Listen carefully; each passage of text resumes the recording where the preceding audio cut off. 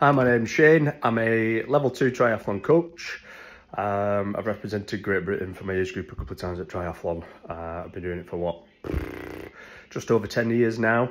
I've been asked to review TrainingPeaks. I've actually been using, or been fortunate enough to use TrainingPeaks pretty much for the entirety of my triathlon journey, as you would potentially call it. So yeah, I'm pretty experienced with the ins and outs of TrainingPeaks. I'm hopefully going to be able to review the effectiveness of TrainingPeaks, a little bit about what it is, because it's not like any of the other training apps that you'll see out there really, and give you a bit of a review or a bit of advice of how best to use it. And certainly if you're either a self-coached athlete and are thinking about using TrainingPeaks, you'll find this hopefully a bit beneficial. And certainly if you're a coached athlete and you are using TrainingPeaks, I'm going to give you some hints and tips of what you can be looking for to get the most out of your coach-athlete relationship, and what some of the information that TrainingPeaks is going to give you will hopefully show you, and what you should potentially be focused on and asking your coach about, because there's quite a lot of information and some of it I think gets missed. In triathlon, we've put importance on certain KPIs or certain key performance indicators like FTP and all of that sort of stuff, when in reality there are other things that potentially are going to be better indication of where your performance is at and things that you should be focusing on. The swim section of TrainingPeaks. Is there really any app out there that records swimming sessions particularly well or particularly insightfully? I don't think there is. I think most technology for triathlon and recording training sessions for swimming is particularly basic, and I'm not quite sure why. So most athletes and most coaches would use the Swim Smooth style training program. Most coaches, if you're doing something remotely, will be basing your times and efforts off of critical swim speed. So why isn't TrainingPeaks or any of the other apps recording what your critical swim speed is, and then giving you information as to how accurately you paced yourself that session? For me, swimming is all about stroke length, so how many strokes you do and how long it takes you to do those strokes. So if you had a 25-metre pool and you did one stroke, your stroke length will be 25 metres. It's going to take you a long time to execute that stroke across 25 metres. Similarly, if you're doing 30 strokes a length, I'd say there's probably some efficiencies that you can make in your stroke. So why isn't TrainingPeaks or any of the other apps giving us, rather than the number of strokes that we're doing, which is useful, our stroke length and how long it's taking us to execute those strokes? I haven't looked at anything else from a swimming app like Form. I've only got sort of Garmin, Strava to compare against, and they're all much the same, to be honest, in terms of what they record, in terms of your cadence and your time and all of that sort of stuff. But actually, I think there's a way to go, and you can do heart rate and things like that through TrainingPeaks, but you're going to be using a wrist heart rate meter, and I've done workouts swimming where a wrist heart rate meter has had me down as 100 BPM. But I've been flat out, so it's been more like 160 BPM. So it's not particularly accurate, and in turn, the fallibility, I think, of all training apps around swimming is particularly apparent in TrainingPeaks, when the core of TrainingPeaks is built around form, fatigue, so how much training stress have you incurred over the last 7 days, and your critical training load, so what's your average training stress that you've accumulated over 42 days.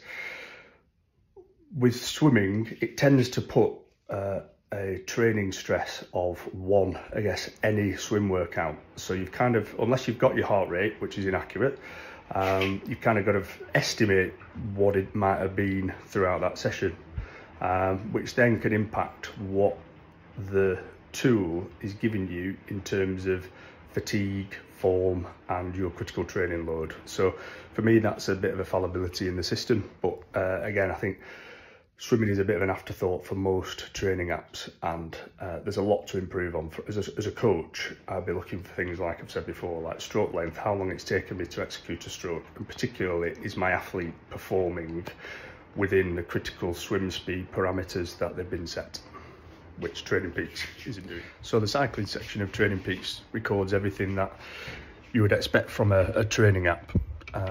Distance, time, power, heart rate, all of that sort of stuff. I think some of the things that probably differentiate it from other ways of recording your workouts will be particularly around the power to HR ratio and your efficiency, giving you an insight into the relationship between your power and your heart rate. So if you've been previously doing 300 watts as your threshold and your heart rate was 160 over 20 minutes, and you do another 20-minute effort, is your heart rate higher, lower, and therefore an indication of, are you getting fitter?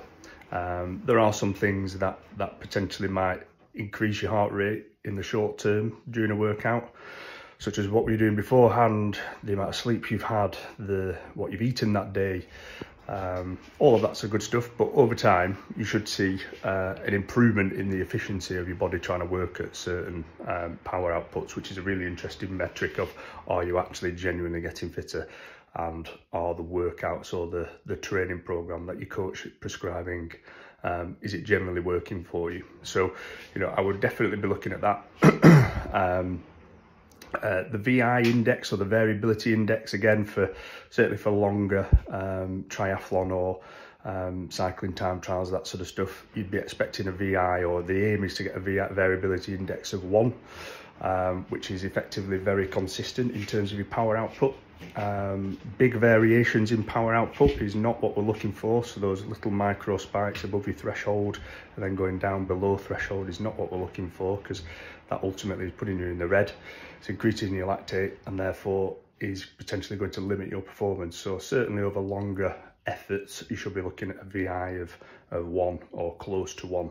And you can do that on TrainingPeaks using the bike tool, and you can see during your particular lap or bit of the set what your variability index was across that particular effort, and was it very variable, i.e. spiky, or was it particularly constant? And that's what we're looking for. We're looking for that constant power output, so that you're maintaining whatever your goal output is for that session, or during a race, that you're maintaining the power output during a race. Again, there can be things that might impact that. So if you're on a hilly race or a hilly course, then your variability index will be pretty spiky, because you're going to have lots of power hopefully going up the hill, and potentially none or not a lot if you're descending, particularly if it's a tricky course. Whereas flatter courses, you'll be expecting that constant power output. And again, as a coaching tool, I think coaches put a lot of effort, certainly when we're doing it's easy to do that on a turbo, but how is your coach helping you do that on your outdoor rides? And there is a skill to doing that. There's a skill to riding a constant power output, or as near as to it, across a ride. So handling, cornering, descending, how do you judge your effort when you're going over little micro hills that potentially going to slow your momentum down, and that sort of stuff. So as an athlete-coach relationship, they're the sorts of questions that you can be asking your coach using TrainingPeaks. So, in reflection, what is TrainingPeaks? Well, it's a coaching tool, and in reality, it is the standard coaching tool, or the standard of coaching tools that most athletes, if they're going to be a coached athlete, will be put on. So, you know, if you're using a total tri trainer, you've got an independent coach, because of the ability for a coach to be able to plan what your races are, what your A races, your B races, what your season is going to look like, for them to be able to put in a training program literally up till that day, know through TrainingPeaks, training stress scores, what impact that's going to have on your body, what's going to be potentially too much, and overload you too far, and what potentially is not going to be enough to get in terms of progress to get you to an event. It's the gold standard for that. I think if you're a self-coached athlete, or you are just getting into triathlon or whatever, enough apps out there like the Garmin app. I coach an athlete that just uses Garmin, and I put their workouts into Garmin. What I can't do as a coach is I can't see long-term what amount of training stress I'm putting onto their body to make sure that I'm not overloading them or undercooking them by not giving them enough. However, Garmin does allow me to do all the stuff that TrainingPeaks does, so I can build workouts in there that I can send to their phone or their watch, their wearable device, whatever that is.